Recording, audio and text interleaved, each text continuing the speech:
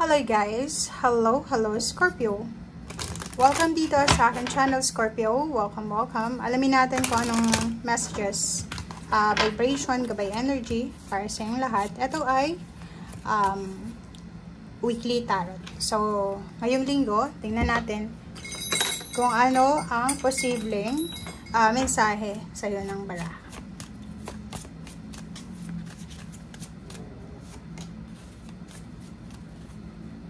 Okay. Scorpio. Number 15, 6, 14, 5, 28, 10. Okay. So, kung makikita mo dito,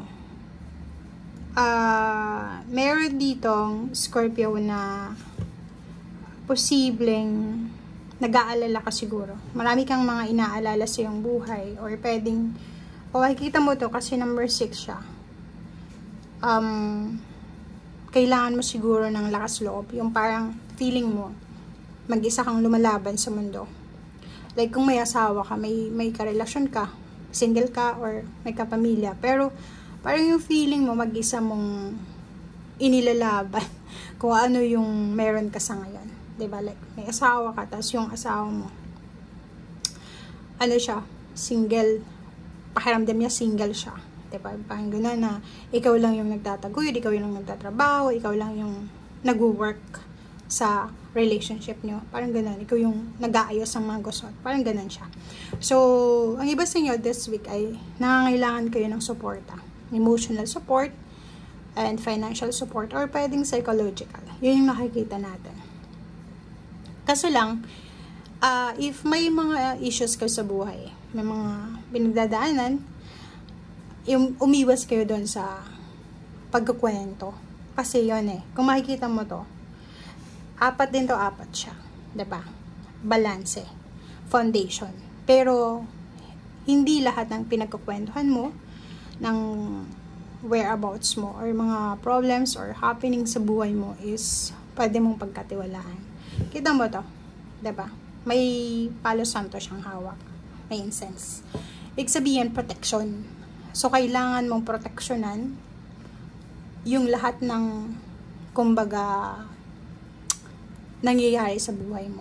Kasi hindi lahat ng tao. Like, sabihin natin, okay, kailangan mo ng suporta kasi may karelasyon ka, may asawa, may pamilya, pero hindi sila parang visible sa paligid mo.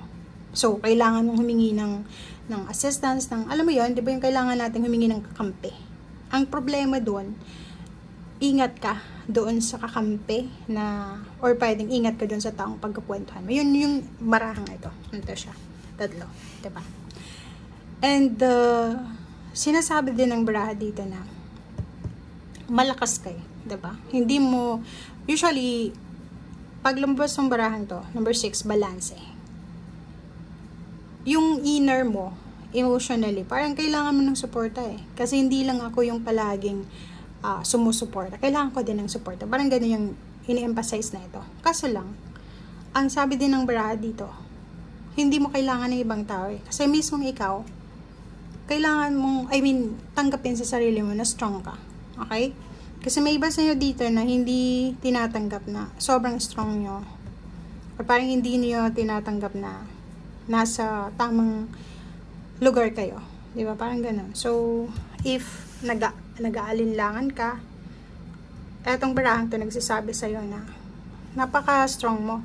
May mga talento ka, may mga strength ka sa buhay mo, sa sarili mo na wala yung ibang tao. Pero hindi mo yun masyadong nakikita kasi feeling mo weak ka, feeling mo ganito, ganyan. So, sa sobrang pag-overthink, yung paglilimit mo sa sarili mo, sa kakayahan mo, akala mo, ang hina-hina mo, kailangan mo ng suporta, pero ikaw pala ay sobrang lakas. Parang ganun yung sinasabi ng baraha sa'yo. So, protectionan mo yung inner energy mo, or yung vibration mo. Kasi, sa'yo yan Okay? Oo, diba? Sabi ko sa'yo Diba? Kinonfirm niya. Tingnan mo. Confirmation to ng 3 cards. So, parang sinasabi ng baraha, yung willpower mo Sobrang lakas mo. And this week, may mga decision making ka na doon mo masusubukan kung gaano ka talaga kalakas. Gaano ka kalakas kung mag-isa ka lang, gaano ka kalakas kung may kasama ka, parang ganoon. Compassion and well-being. So, yun, doon ka mag-focus. Focus ka daw sa strength mo, sa kakayahan mo, okay? Ang nakikita ko sir dito, may iba na gustong magtrabaho sa isang lugar, either sa ibang bansa, or sa Pilipinas lang, na kaya niya yung trabaho Kaya niya, kaso lang kulang siya sa credentials. So, pwedeng hindi siya nakagraduate, wala siyang experiences, pero yung willpower niya, pero yung strength niya, o yung kakayahan niya, sobrang mas lamang pa siya doon sa nakapag-aral, doon sa mga taong nasa front row, diba? Front seat, parang ganun. So, ikaw nandun ka lang sa likod, pasilip-silip ka lang, kasi parang feeling mo, hindi ka bagay. So, parang hindi ka bagay doon sa lugar na yun, so sumisilip ka lang. Dito sa barahang to, sinasabi ng willpower dito na, kung lalakasan mo yung loob mo, yung nakikita mong nasa taas, pwede mo siyang mapantayan. Yun, yung sinasabi na ito. And compassion, sobra kang maawain, diba? Sobra kang maawain, sa sobrang maawain mo, inaabuso ka na. Okay? And take care of your body. Take care of your health. Take care of health. Overall health to. Mental, emotional, financial, especially financial. And mental. If may mga karelasyon kayo na sobrang aggressive, possessive, siloso, silosa, kailangan yung protectionan. Diba? Protection, no? Protection yung energy mo. Kasi, the more na parang yung magiging ganun kayo, the more na mawawalan yung authenticity mo. Kasi susunod ka na lang sa relationship na yon or sa taong yun or kung ano. Okay?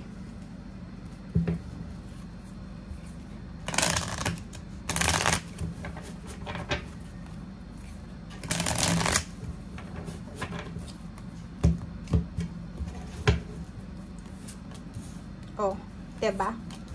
Diba? So, makikita mo, resonate sila sa bawat isa.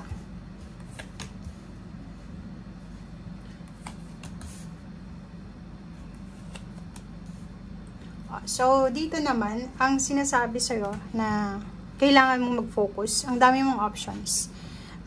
Relationship, hindi sa sinasabi ko sa'yo, no, yung karelasyon mo is hindi siya para sa'yo. Pero, if hindi ka na masaya, yung parang napipilitan ka lang, feeling mo nandito ka sa 8 of Swords, diba? Yung parang stagnation, nakaganon ka, diba? Nakagapos, nakatali ka, diba? So, it's either commitment siya, relationship, trabaho, negosyo, lugar, mindset. Na parang feeling mo nandyan ka sa 8 of Swords. Hindi ka makagalaw.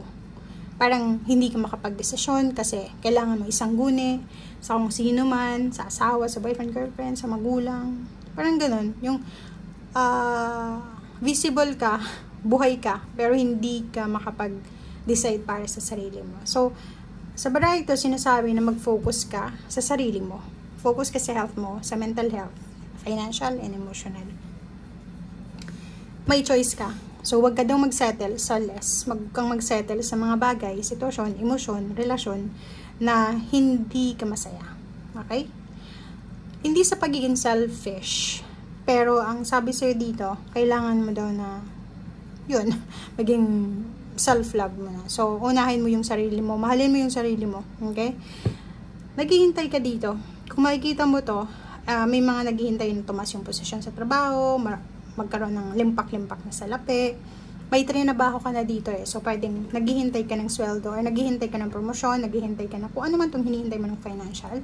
Na parang trinabaho mo na siya, diba? So, naghihintay ka na lang na yung fruition niya, diba? Yung harvest time. And, luckily, makikita mo itong Wheel of Fortune. Sinasabi na may pagbabagong magaganap. Pwedeng sabihin mo ngayong end of 2024, wala pa, pero 2025, sinasabi ng bara sa'yo na may posibleng pagbabago na parang ganun lang, biglang pitik lang na magbabago sa buhay mo na pwedeng magdala sa'yo ng victory, success. Okay? So, kung sobra kang masipag, kung alam mo sa buhay mo, kasi itong 1, 2, 3 cards, it's future card. So, sinasabi, pwede itong present, pwede yung present. So, stagnant ka. Feeling mo stagnant ka ngayon. And, nag-wish ka or naghahangad ka ng changes sa buhay mo. Ito, changes. Wheel of Fortune. Pagbabago, good luck. And sa ngayon, parang nakikita mo madilim eh. Parang nakikita mo, hindi pa imposible. Yung parang iniisip mo, imposible, hindi ako makakapasok yan, hindi ako makakapag-asahan, ganyan. So, maraming negativity. But, hindi mo alam kung ano yung parating. So, ito yung parating sa'yo. Changes, victory, success. Lahat ng what if mo ngayon, in the near future, ay posibleng celebration, victory, and success. Maraming tao yung titingala sa'yo, hahanga sa'yo, kasi ang dami mong napagdaanan or pinagdadaanan ngayon. Sa ngayon, since nandun ka sa, especially ito, na may mga stagnation, may mga confusion sa buhay, yung wala kang focus, yung aligaga, siguro wala kang, yung mindset mo ay sobrang negative, na parang iniisip mo na, walang mangyayari, ganito, ganyan. But, in the future, sinasabi ng barahan na, etong negativity mo sa ngayon, papalitan siya ng positive. Ng harvest. Harvest kasi to eh. Dito naman is pwedeng maka-resonate yung lahat. Estudyante, nagtatrabaho, may relasyon. Kung ano man itong pinagdadaanan mo sa ngayon, expect mo yung pagbabago na magdadala sa'yo ng tagumpay. Okay? So, thank you guys and see you again. Bye!